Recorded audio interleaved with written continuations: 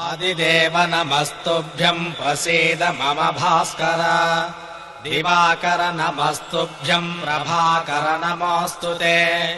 సప్తాస్వరథమారూఢం ప్రచండం కశ్యపాత్మజం.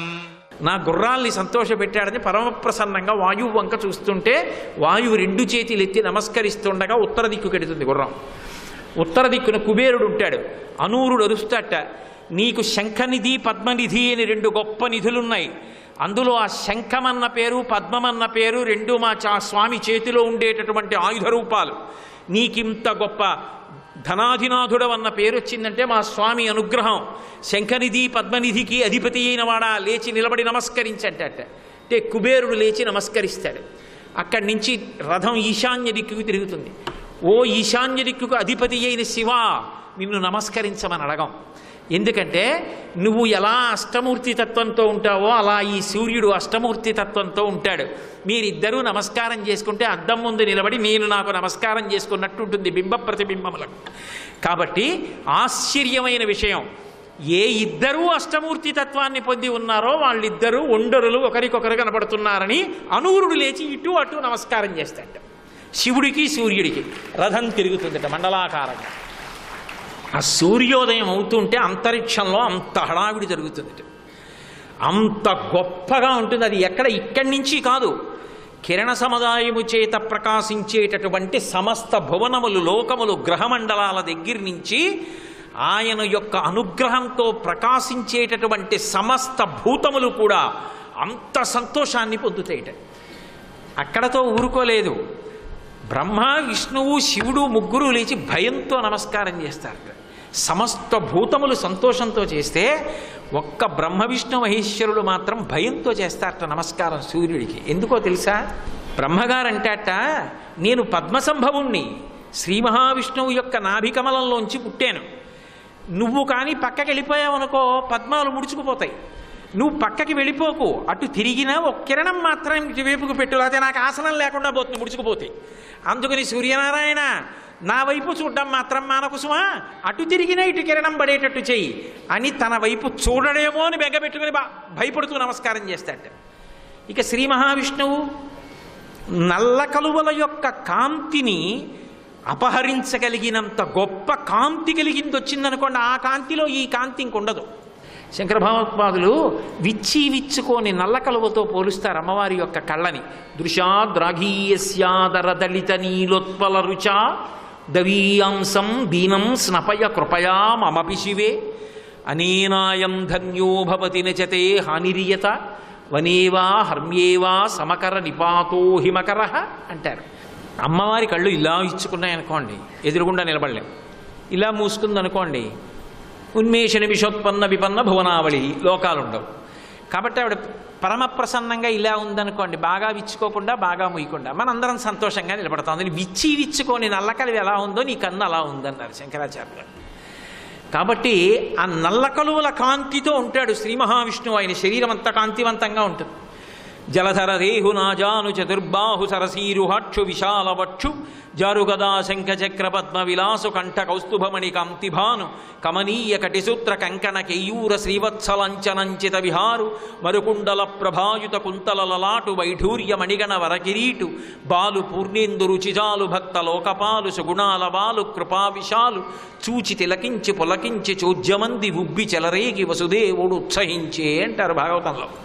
అంత అందమైనటువంటి కాంతితో ఉంటాడు. ఇంత కాంతి కలిగిన వాడికి అనుమానం వస్తుంది, అమ్మ బాబోయ్ సూర్యనారాయణమూర్తి వస్తున్నాడు కదా, ఆయన తేజస్సు అంతా నా మీద పెడితే నా కాంతి వెలవెలబోతుంది. అప్పుడు ఏమిటి అంత అందంగా ఉంటాడన్నారు కానీ ఏమిటి ఈయన కాంతి వెలవెలబోయేంత కాంతి సూర్యనారాయణమూర్తి వస్తోందని నా వైపు చూసిన వాళ్ళు ఇంతకన్నా అదే బాగుందని అటు తిరిగిపోతారేమోనని ఎక్కువ కాంతితో నా కాంతిని హరించే కుసుమా సూర్యనారాయణ అని ఈయన ఆయనకి నమస్కారం చేస్తాట భయంతో. బ్రహ్మగారికి ఆసనం ముడుచుకుపోతుందని భయం, విష్ణువుకి తన ఒంటి కాంతి దొంగిలిస్తాడేమోనని భయం. ఇక శివుడు, ఆయనకి కూడా ఈయన్ని చూస్తే ఒక భయంట.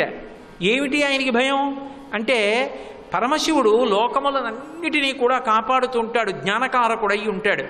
అంత జ్ఞానకారకుడైనటువంటి శంకరుడికి ఎవ్వరి చేత ఓడింపబడినటువంటి లక్షణమున్నవాడు అనేటటువంటి గొప్ప కీర్తి ఉంది.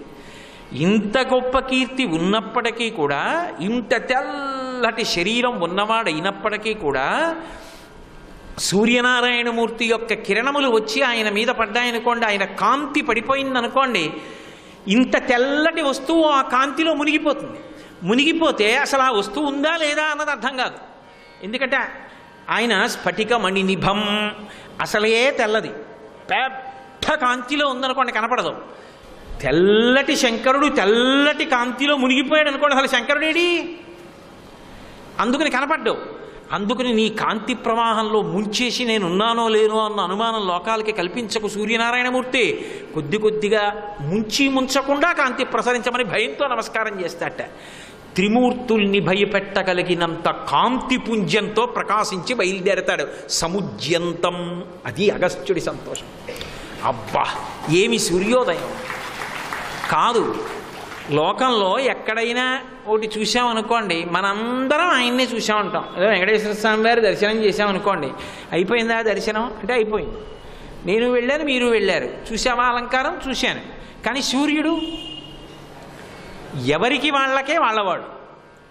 అందుకే భీష్మాచార్యుల వారు స్తోత్రం చేశారు. స్తోత్రం చేస్తూ ఒక అద్భుతమైనటువంటి మాట అన్నారు. ఒక సూర్యుండు సమస్త జీవులకు తానొక్కొక్కడైతోచు పోలిక ఏ దేవుడు సర్వకాలము మహాలీలన్ నిజోత్పన్న జన్య కదంబ హృత్సరోరుహములన్ నానావిధానూరూపకుడై ఒప్పుచునుండునట్టి హరినే ప్రార్థింతు నశ్రాంతమున్నన్నాడు. ఒక సూర్యుండు సమస్త జీవులకు నానా విధానోరూపకుడై ఒప్పుచునుండునట్టి భంగి. ఉన్నదొక్క సూర్యబింబమే. నేను చూశాననుకోండి, అబ్బా సూర్యనారాయణమూర్తి మా ఇంటికి వచ్చారు. అసలు లోకంలో ఒక విశేషం ఉంది. మహాత్ములు కొంతమంది బాగా సంతోషం పొందడానికి ఏం చేస్తారో తెలుసా? భగవంతుడు తినాలి అని కోరిక పుట్టిందనుకోండి, తేలికగా అటువంటి కోరిక తీర్చుకోవడానికి మార్గం నైవేద్యం సూర్యనారాయణమూర్తికి చెయ్యడమే. నేను కొంతమంది పెద్దల దగ్గర చూశాను కూడా ఈ విధానం. పాయసం వండి సూర్యుడికి ఎదురుకుండా పెట్టి సూర్యుడికి నైవేద్యం పెట్టారనుకోండి, ఆయన పుచ్చుకున్నాడు. ఎలా తెలిసింది మీకు అంటే, మూత తీశాననుకోండి, సూర్యకిరణములు అందులో పడ్డాయా? సూర్యకిరణములు అంటే కరములా? కరములంటే చేతులా? చెయ్యి అందులో పెట్టాడంటే తీశాడంటే తిన్నాడా? తిన్నాడంటే పక్కన పద్మిని ఛాయా ఉషాకు కూడా పెట్టాడా? ఆయన ఆవిడ అందరూ తిన్నారా? ఇప్పుడు అంతకన్నా గొప్ప ప్రసాదం ఏమి నీకు? అలా ఇంకో చోట చూపించు నాకు. పరబ్రహ్మమైన సూర్యనారాయణమూర్తి యందు ప్రసాదము ఉచ్ఛిష్టంగా లభిస్తుంది. అందుకని ఎవరికి వాడికే సూర్యుడు, నేను పెట్టింది సూర్యుడు తిన్నాడు. ఆ సంతోషం మిగల్చగలిగిన పరమాత్మ స్వరూపం ఏదైనా ఉంటే సూర్యబింబం ఒక్కటే. అందుకే ఒక సూర్యుండు సమస్త జీవులకు తానొక్కొక్కడైతోచు పోలిక ఏ దేవుడు సర్వకాలము మహాలీలం నిజోత్పన్య జన్య కదంబ హృత్ సరోరుహములన్ నానావిధానోరూపకుడై ఒప్పుచునుండునట్టి హరినే ప్రార్థింతు నశ్రాంతము. మహానుభావుడు అటువంటి స్వామి అందరి యొక్క హృత్సరోరుహముల యందు ఉన్నాడు. అందరి యొక్క హృదయ పద్మముల యందు ప్రకాశిస్తున్నాడు. ఇక్కడ ఉన్నాడు, అక్కడ ఉన్నాడు. ఇక్కడ ఉన్నవాణ్ణి చూడాలనుకోండి, లోపలికి ప్రయాణం రావాలి. ఈ పై కళ్ళు మూసేయాలి. ఈ కనురెప్ప తెరిచి ఉన్నంతసేపు ఎదురుగుండా లోకంలో ఉన్న వాటిని లోపలికి తీసుకొస్తుంది. నేను కళ్ళు తెరిచి అలా దేన్నో తేరిపారి చూశాను అనుకోండి, అబ్బా చాలా బాగుందే అనిపించింది అనుకోండి, వెంటనే అది మనసులోకి వెడుతుంది. ఇది మూసి మనోనేత్రంతో లోపలికి వెళ్ళాననుకోండి, లోపల హృత్పద్మమునందున్నటువంటి పరమాత్మ స్వరూపుడైన ఆ భా పీతాభా కాంతిభాస్కర ఆయన కనపడతాడు. సర్వం శ్రీ ఉమామహేశ్వర పరబ్రహ్మార్పణమస్తు. స్వస్తి.